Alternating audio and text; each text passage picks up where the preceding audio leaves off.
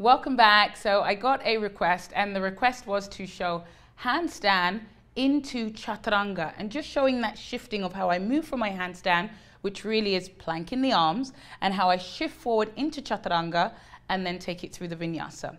So from here, I start with my hands on the mat. That's the foundation. And as I root my hands on the mat, I think about my arms as being in plank pose. So in order to really work this handstand, I think ground down, forearms up. And as I shift the weight forward, then I begin to pike up, hugging those outer ankles in and sending the energy through the inseams of my legs, thinking my arms are in plank pose, my lower belly is contained as I take my ankles over my hips and my hips over my shoulders. Now that Chaturanga transition, I like to flex my feet, think about my legs as being plank, look forward.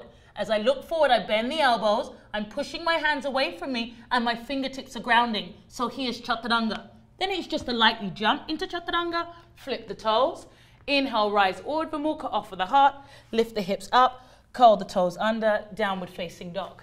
But when you're doing this at home, or if you're thinking of going into this, you can always practice with one leg kick into a handstand, but you want to think, as you find your handstand, the shift forward is really important.